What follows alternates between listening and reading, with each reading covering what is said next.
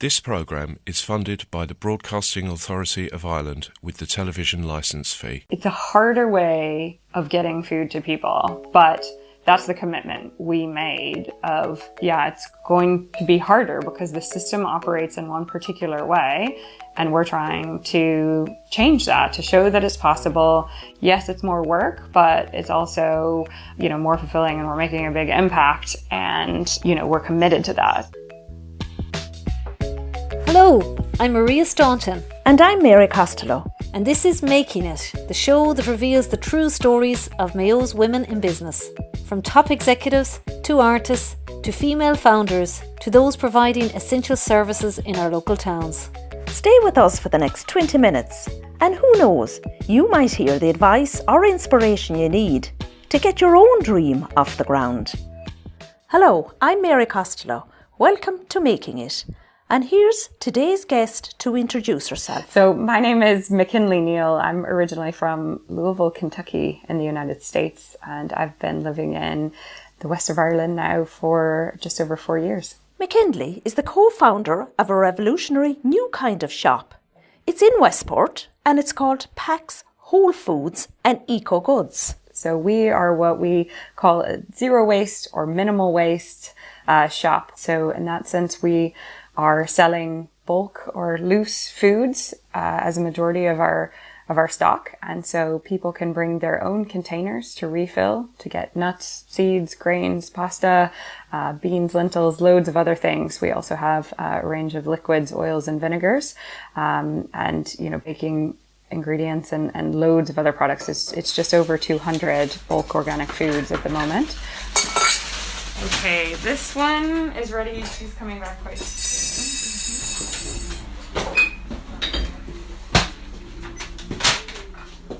As well as foods, they do refills of eco-friendly cleaning products and personal items like creams and lotions, most of them made in Ireland.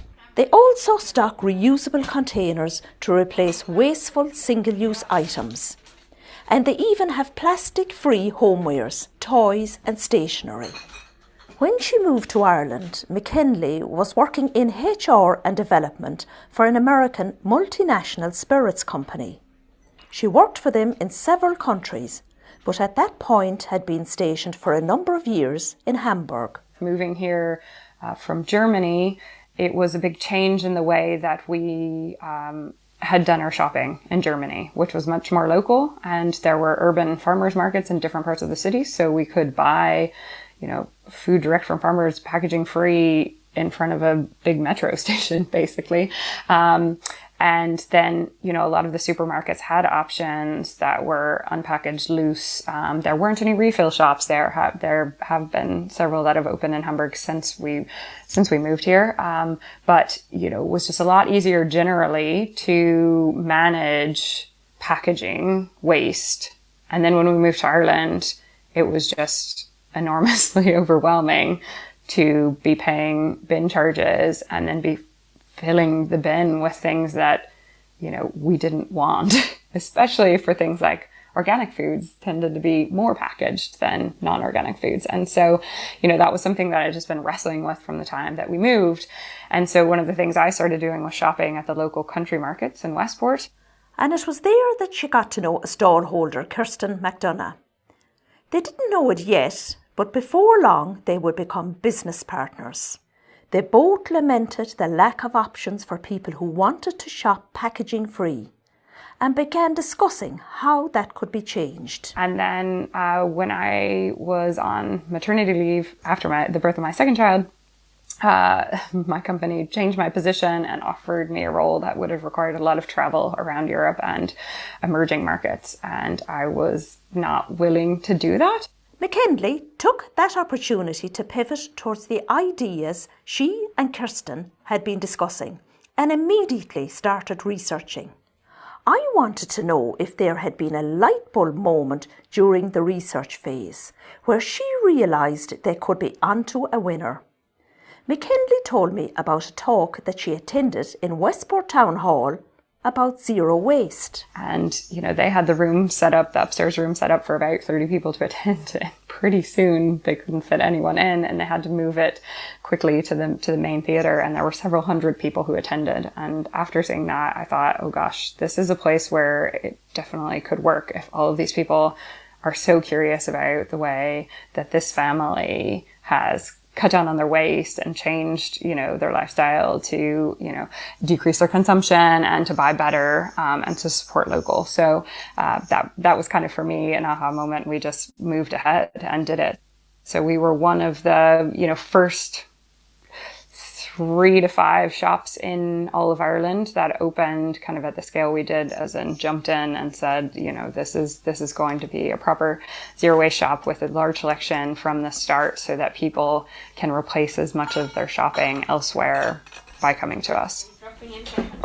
I don't think I ever had ambitions to say, oh, I really want to own or start my own thing. I think in my perspective, I was unhappy with what I was doing.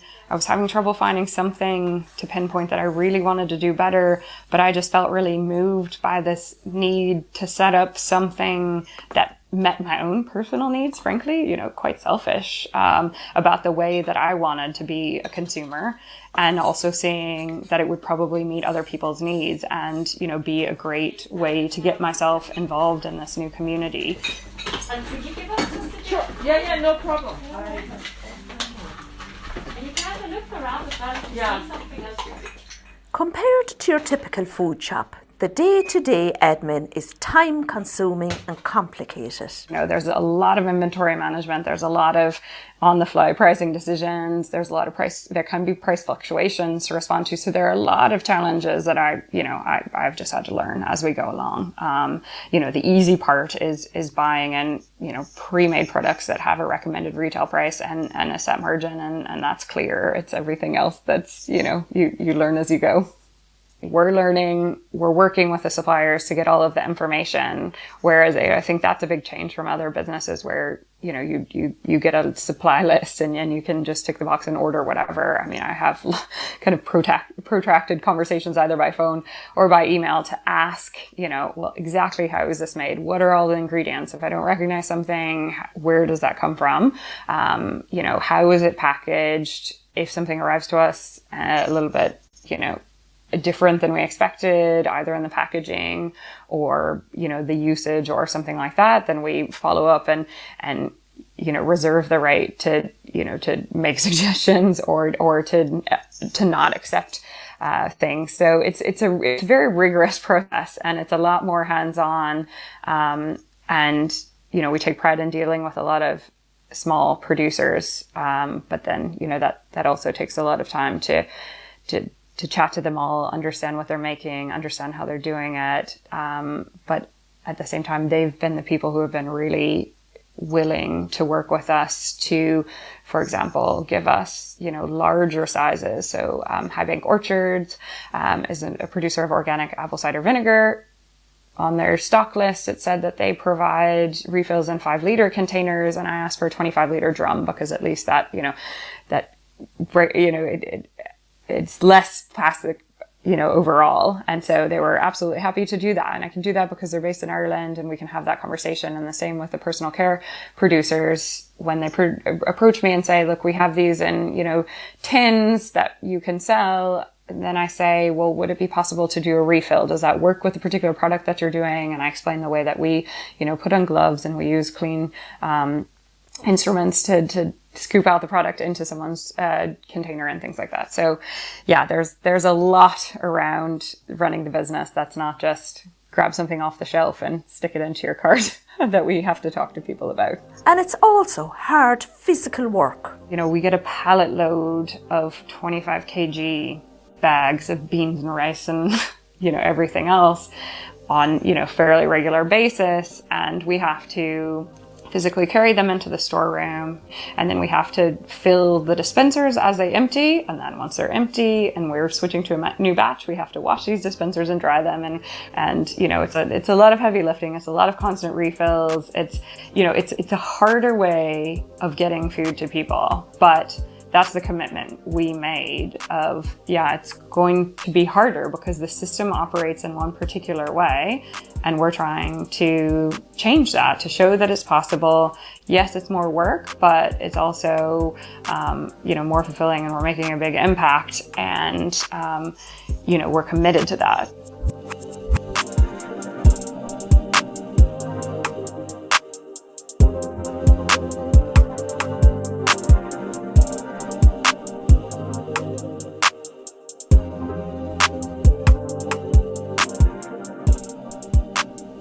From a business perspective, though, the timing was right. I mean, people were primed. People have now heard about the climate crisis for a number of years. People were really looking for a way to do some shopping in line with their ideals, especially in smaller communities that, in a lot of small rural communities, you may only have one option.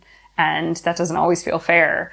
And it hasn't always been easy, for farmers to connect to people. So there are amazing people across Ireland, growing vegetables, increasingly growing grains and other things, reviving, kind of older agricultural practices and things like that. But they didn't have an outlet to customers as well. Because even though Ireland is a small country, it can be very hard for small producers to get their goods to places. And so, that has really changed even in the 2.5 years that we've been in business. There are more and more opportunities, and we want to, just continue to support, local producers definitely of organic foods and, personal care items and household goods that are, healthy for people on the planet. McKinley has a master's in labour, social movements and development, so finds it even harder than the rest of us do to ignore the effects of global food supply chains, where value doesn't go to the people who grow food, but to those who package and market it. I think that's a big imbalance. And so, I feel better about buying in food in its pretty, original form, and knowing, that at least less of the value is lost along the way, or I'm taking less of the credit for, dressing it up. This is the food that other people in other parts of the world are eating, the beans and the rice and, other grains. It's just a bit more of a connection to, the way I think things should be a bit more balanced. He's always very organized, isn't he? But of course, not everyone considers these things when they go shopping. We've other things on our mind, like prices, for example. Also, for many of us, this is a totally new way of shopping. So how do they overcome that? And can they compete on price? Yeah. Well, it's interesting because for a while I described washing up liquid as the gateway drug to a refill shop, because we would have people, especially people that we wouldn't necessarily have expected. I mean, I think my target consumer when I first started was someone like me, someone with kind of a young family thinking about the same kind of things that I was thinking, or young people who had grown up talking about these things in schools and things like that. But then we started having, a lot of, people older than me who were showing up with an empty bottle saying, I've run out of my dishwashing liquid and somebody told me I could bring my bottle here and get it refilled. And so, great, yeah, we can absolutely do that. And then maybe the next time they came in with one jar and they said, okay, I see that you have all this food. I've brought my washing up liquid bottle back. It's empty again. And now can you put something in the jar? And sometimes that was the request of like, just give me anything. And so I can see how it works, how much it is, because some people have the perception, because we have chosen to go basically 99% organic on the foods, that it's going to be more expensive. But the beauty of bulk is you're not paying for the packaging and the processing and the marketing and all of that stuff, so it makes it more affordable.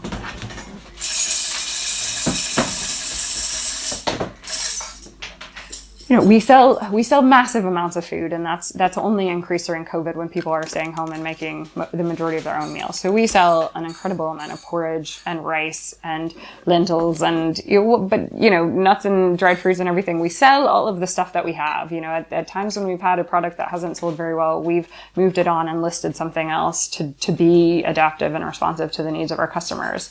But then we also have people who show up because they say, Oh yeah, we know if we need a reusable water bottle or lunchbox or wooden washing up brush, PAX is the place we can get it. We just know, not only will they have it, but they might have options.